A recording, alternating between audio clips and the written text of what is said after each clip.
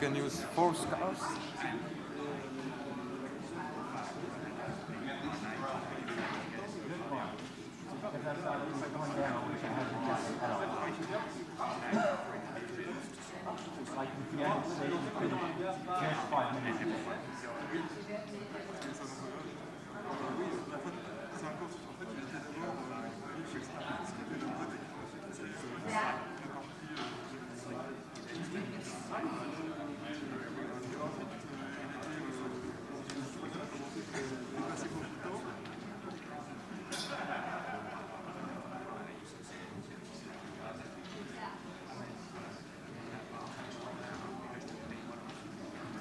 Special in the start, something like a great man, a good, I don't know, a football player, something like that.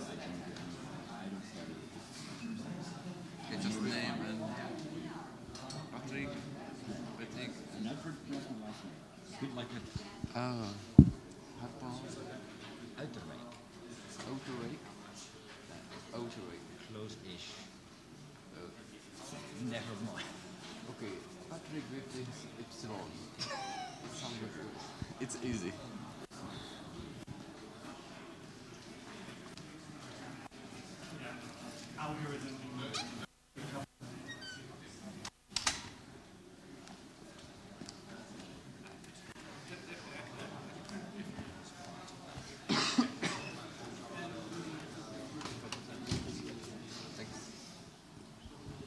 Hello everyone. Here's some free posters if you want. When you come during the presentation, please close the door as quietly as possible. If you want to evaluate sessions, you can visit this link. And please tweet about, write blog posts about conference, of course. And I should promote a grand finale at the end this conference at 16:30 at the 105. And now please welcome Patrick with Ipsilon.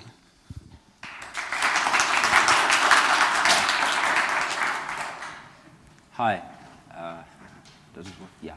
I'm Patrick Uiterwijk, software engineer at Red Hat, and I wanted to tell something quick about a project I've been working on with some of the people in this room, Simo and Rob mostly, for Federation. So a very short introduction to what is Federation, because probably most of you have already seen a live instance of it. If you have a lot of services running, for example, you're a big company, or like Fedora, you're a big project that has a lot of different services, but you don't want everyone to have to create an account for every one of them. That is where Federation comes in, because you basically you add a service in between which acts as a proxy between the account system and the services to authenticate the users. Who here is a Fedora contributor? Yeah, so if you ever used any of the Fedora services, you have used this with the login system that you use to log into basically every service we run in Fedora, which is based, by the way, running on Ipsilon. Normally with Federation, you visit a website which wants you to log in. It redirects you back to the authentication system where you enter your username and password. And after that, you drop back to the application, verified by the authentication service, and you are logged in to your account. So Ipsilon is an implementation for that, which has a lot of different protocols supported, like SAML2, OpenID Persona, which, by the way, is going to be aborted by Mozilla, but we'll see how we deal with that. And I have a patch for OpenID Connect, and I'm just waiting for review from any of the other maintainers, which we would do during DevConf. So at the back end, it supports Fedora account system, which is what probably most of you know. GSS API, so Kerberos authentication for single sign-on in enterprise environments. PAM, so you can actually just use any module you can use in Linux to log a user in. You can use it to as an identity backend for Ipsilon and just plain LDAP. And well, because we have LDAP and GSS API, we also support IPA because that's just using both of those services. And we even have a very simple way of setting it up, and I'll try to show that later. So for information, it can get information for users from an LDAP directory or from a local SSD daemon. And that's just to provide the information because, for example, PAM modules don't provide any information about the users. So you can use PAM to authenticate and then LDAP to actually get information about the user to provide to the service providers. A few of the service providers that we've actually tested are GitLab, OpenStack. Basically, this list, we are very sure that those work. All of the others should work if they conform to the specification of the protocols that we are using. And I'm going to try to show at least some of them in a bit. So, as I said, we're currently working on OpenID Connect. We're trying to add some more APIs because currently you can add a service provider programmatically, but we would also like to be able to modify them via an API so you can all automate it within, for example, config management tools. And we are currently busy on writing documentation and examples of how to set it up with various services. So I can tell you that it does all of this. Let me now try to show you that it does.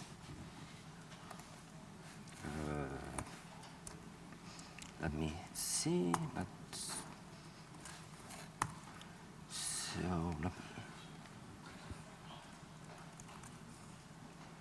So one of the first ones that I actually tested myself is Google Apps. So this is a Google Apps domain. Let's see if the network actually cooperates.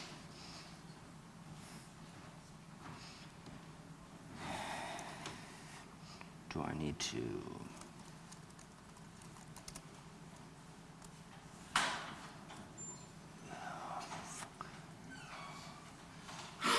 Doesn't look like the network is up.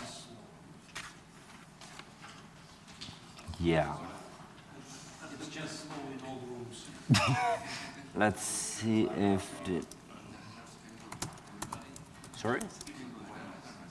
DNS works. Chrome is the other one. I need to access that.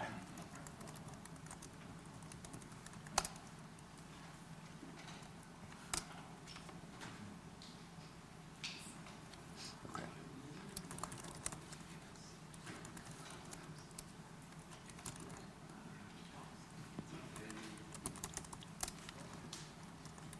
So,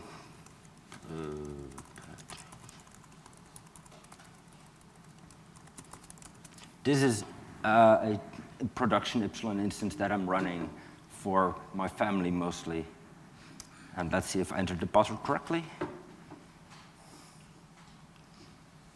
And there we go. So you have now seen that this works with Ipsilon. Let's try another example. Another one is GitLab, which some of you might know. And because I had already logged in at the other one, it automatically recognized me and logged me into GitLab as well. Now let's try one of the more, the example that I've been asked for a lot.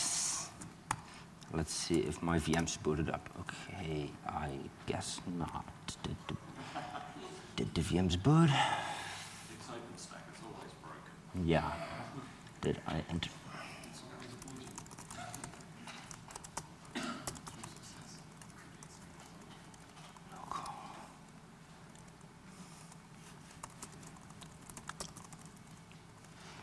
I wonder if it even started everything. It seems to. Did I? Okay. Okay. So OpenStack, some of you might notice.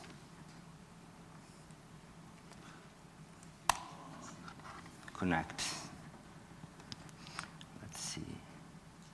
Since this is another instance, it did not automatically log me in, because I wanted to at least have something in case all internet failed. And I don't care about certificates. And it did not work. Fuck.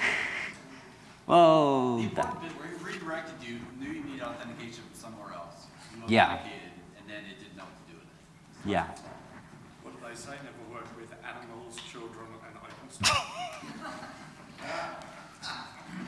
Okay, so the last example or demo that I wanted to give, and I hope that this one does work, is basically demonstrating of why doesn't it continue? Okay, so I wanted to show how easy it is to set up Ipsilon with just 2 single commands to set up both the server and the client in one go. SSH root at identity.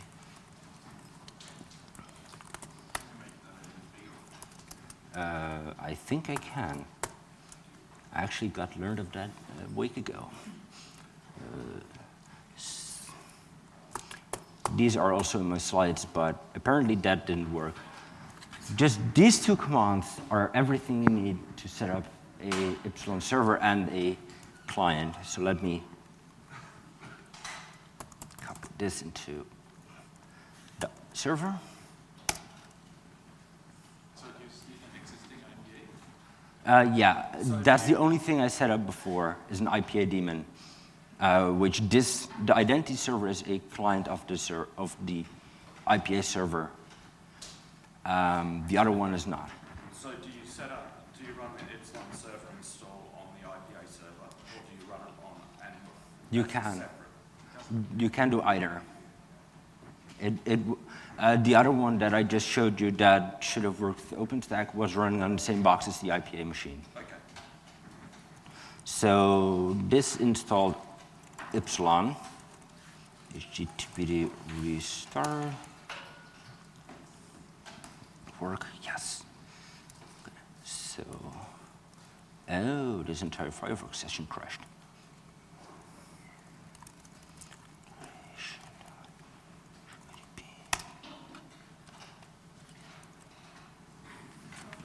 What did I?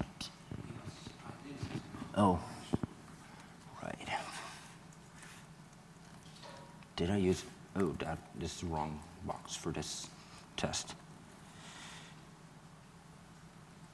That's the wrong box.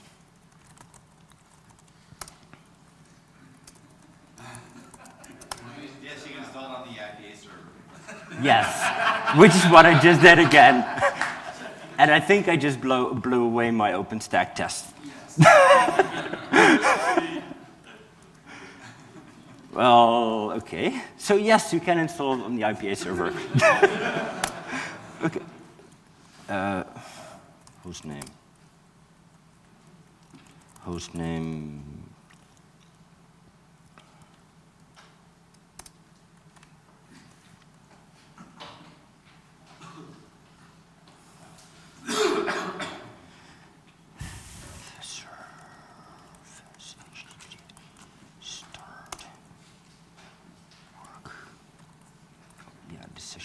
crashed. 8. Okay. Now Ipsilon server is running on the correct server. And then we have another server, SSH secret. I'm very imaginative with names, as you can see. Oh, yeah, copying across multiple lines isn't going to work.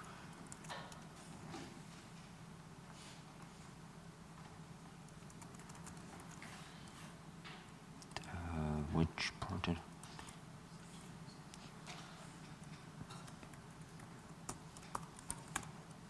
So what exactly does that do right now?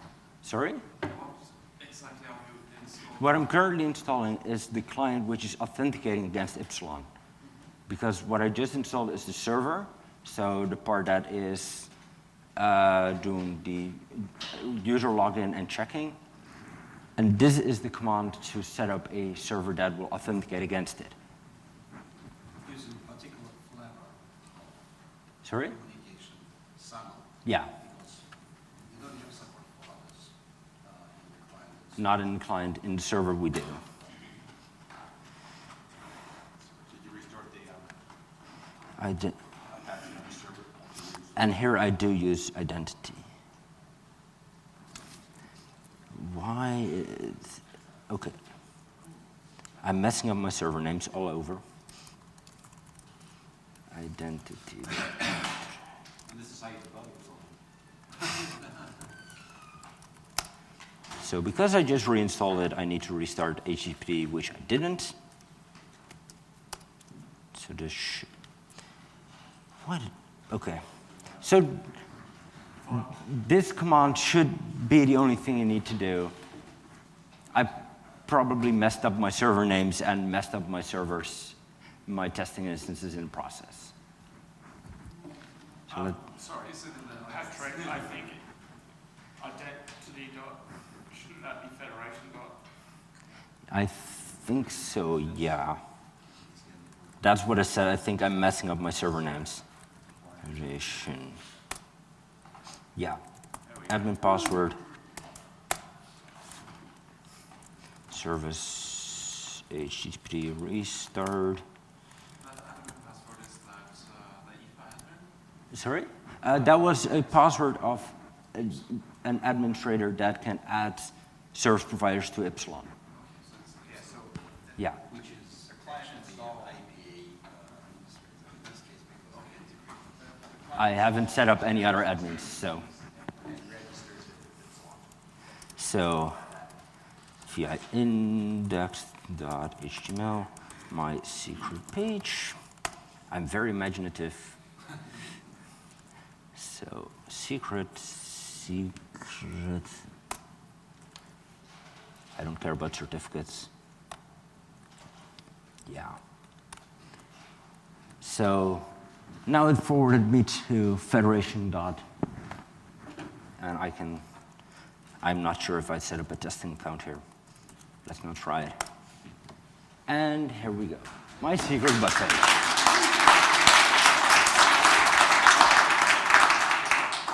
So with just those two commands, you can set up an entire Ipsilon server and client which authenticate against it. And we actually, I have some, this is crashed, but basically that was my demos. I think on my slides you will see the same two commands listed, but I can't go there right now. Are there any questions so far? Can you show the Ipsilon user interface? Sure, that's 8. Federation/IDP. Oh, right, HTTPS.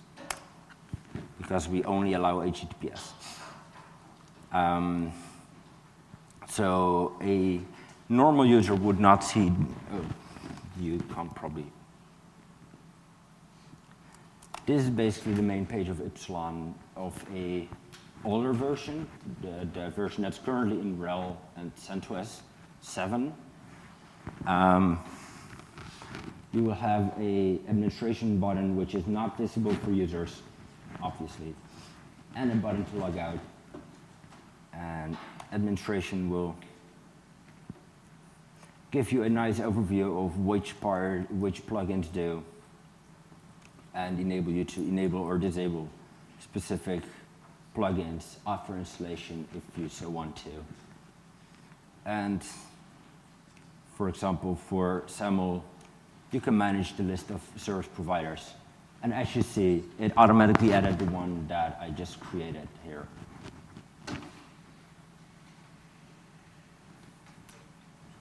So in that situation, you are using it to authenticate a web service. Yeah. Can you use it to authenticate other services running on a Linux box? Like, does the client side integrate with SSD or PAM or something like that? Did I miss that on the slide? They need to know how to consent.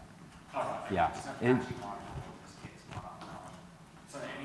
that can authenticate to SAML, which is usually websites. Yeah. There is Usually, some CLI stuff. the OpenStack CLI should work with it, for example. Do you have my demos? Not here because of the Wi-Fi. Yesterday at my talk, Enterprise Desktop Live, showing demos how this will integrate with the GNOME, so that non-online accounts get automatically tokens through Ipsilon to Google Apps, that you get evolution and Nautilus and all this stuff working.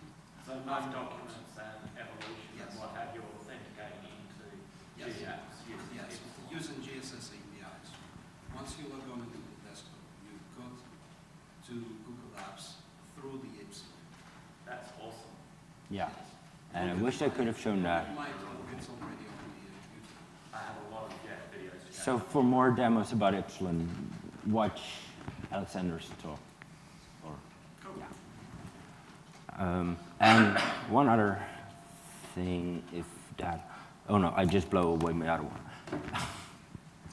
I was going to show something else on my other box, but I blew that away. So, are there any other questions?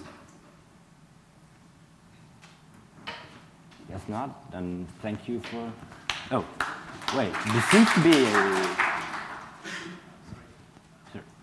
How is it the comparison of Ipsilon and Ipsilon? Is it the same thing? Can you repeat the question to us, Patrick, given that he doesn't have a microphone? The question was how it compares to Keycloak.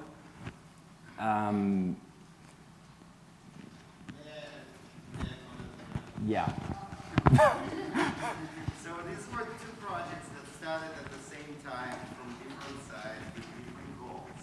So Ipsilon was started focusing on the administrator, on the DevOps, on the automation. So sort of an extension of the identity management ecosystem that we have in Nora, Relics, and Gas. Keycloak was coming from the other side, from the middleware needs, developer needs, to provide a very simple, very easy to do integration into the application for the developers. And at the beginning, when we looked at those projects, there was not much overlap. They were coming from completely two different walls. But at some point, they started to come to the middle ground, and Keycloak provides the same thing, but it is more like developer friendly, and this is more administrator friendly. But they are sort of converging because Keycloak didn't implement SAML, while Epsilon implemented SAML. Now Epsilon is adding OpenAD Connect. Keycloak had OpenAD Connect, but adding SAML. So they are like closing and becoming pretty much in the same space. It's up to you to choose. How do you spell that? Keycloak.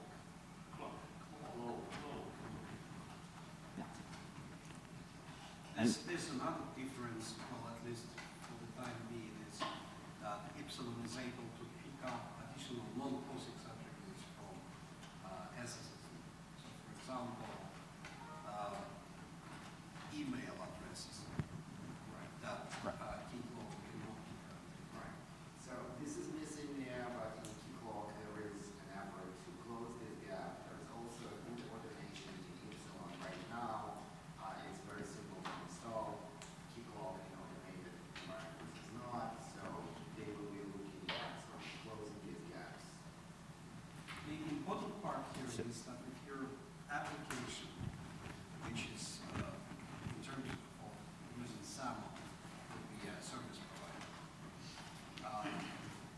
using some to bring the authentication into the app.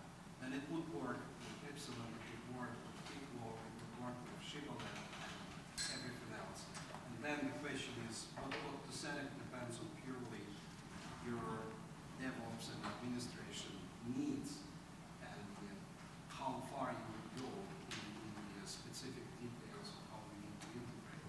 So one of the videos that I wanted Patrick to show was the Active Directory user trying to log into own cloud, while this Active Directory user is coming from the domain that is trusted by IP. This is something that Kickball currently cannot do as well. So, So just to expand on that so that everybody can understand what's going on. So you have a system outside of your firewall, outside of the access to your UEC.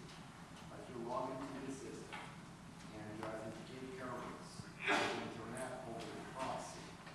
And you can be Active Directory user while your service, whatever Ipsilon in this case, running inside IPA domain, for example. And there is cross-purpose trust between the two. So I authenticated on your laptop that is a part of IPA domain and service is a part of the IPA domain.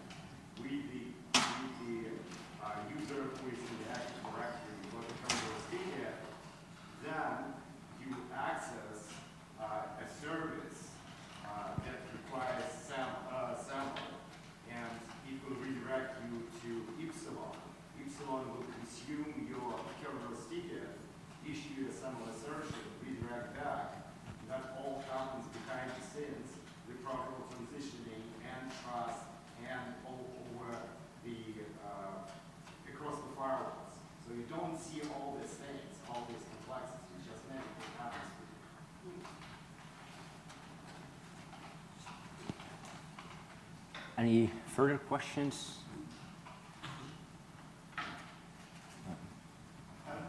If you want to set up a highly available identity provider, what's the recommended route to do that? You just replicate configuration across multiple ones and you need to do the CNAME. So this version of the setup process automatically uses a local SQLite database. If you pass on one extra argument, --db--url, you can actually just give a database server URL where it will then use those databases, and then you can just put it on multiple servers, configure them to use the same databases, and that should be it. So the only change would be to make it not use SQLite because that doesn't scale well. And then on the resource provider side, would you use a DNS name belongs to the nearest one? Yeah, you can use either DNS round robin or H8 proxy, which is actually what we have live in Fedora infrastructure.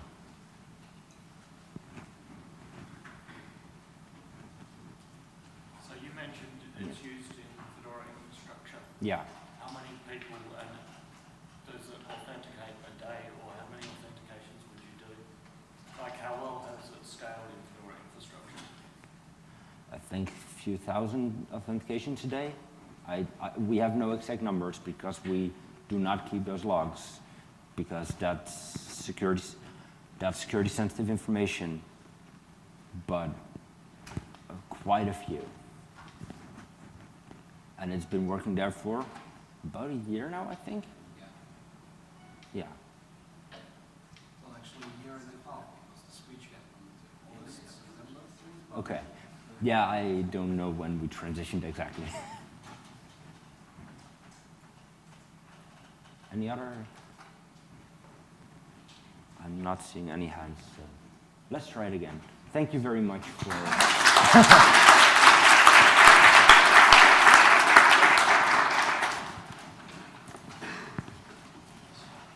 Oh, shit.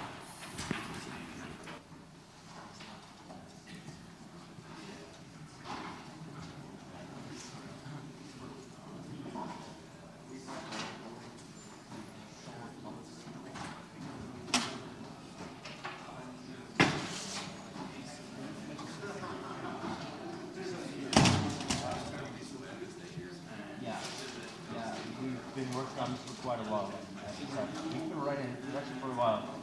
Not many people actually have fish knowledge. So that's what I thought. Talk about it here.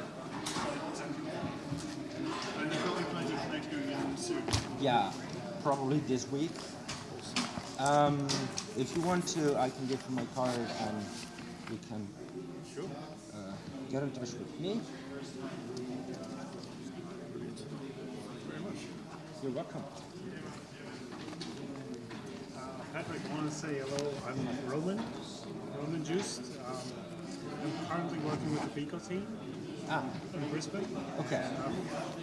We're contributing to Tim. So I remember you set up the password or login. Right. Yeah, I remember seeing your name somewhere. So I thought I'd just say hello. Well, yeah, that's awesome. Thank you very much. You're working with the identity team? I'm just for Ipsilon. For the other things, I'm in for infrastructure. That's my main occupation. Day job. Because I remember you set up the Pico server. Yeah, I've probably set up a lot for this people. Sorry, I don't remember. Don't worry. He's one of the 3 Fedora sysadmins, basically. So basically, he sets up most of the services. Yeah. Cool. Let me actually put this. I think it's pretty.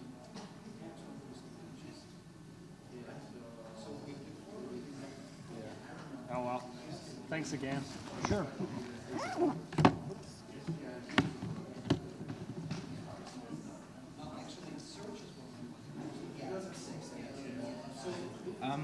Can I take the water bottle or?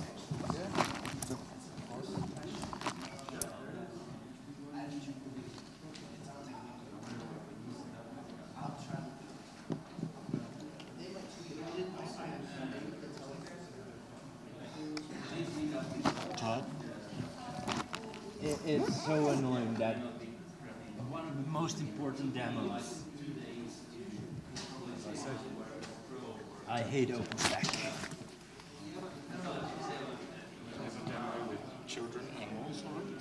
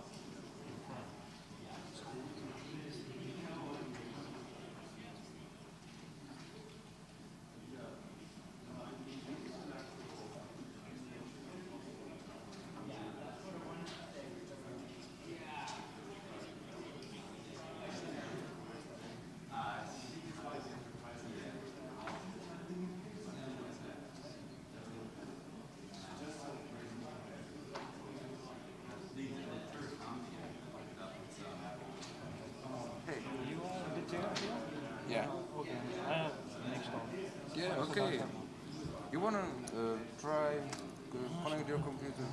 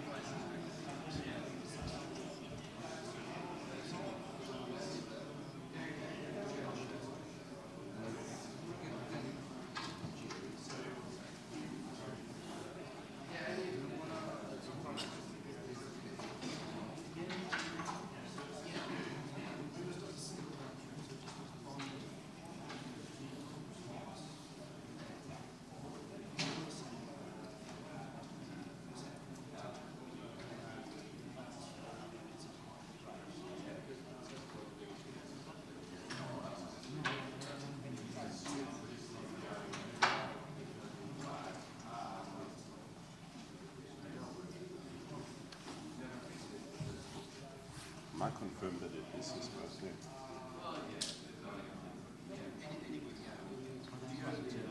You want to say? Okay, fair enough.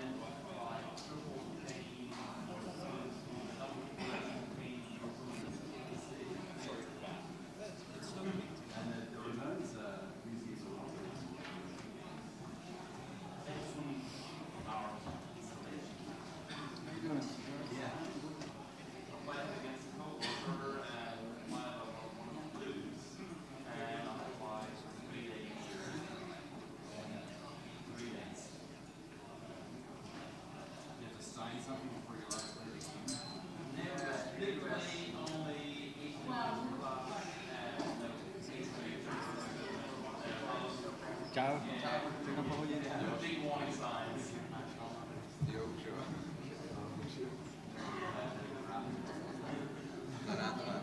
Právě začínáš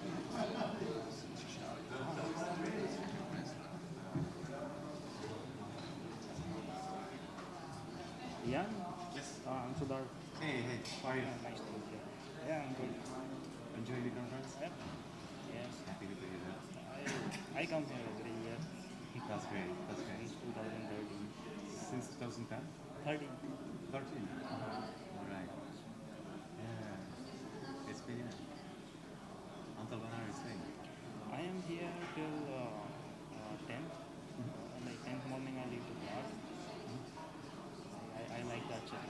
So I'll be there for like 2 days and head back to Delhi. That's great. Not leaving, not rushing away. No. Whenever I come to Czech Republic, for me it's like 10 to 12 days trip. I stay because most of the time when I come to Czech Republic, lots of friends, just meet them, lots of levels. So conference is like not enough for me to talk and meet other people. That's great. That's great. Alright, then. Okay, we're enjoying it. I need to check out another Yeah, rooms sure. before. Right. See you around.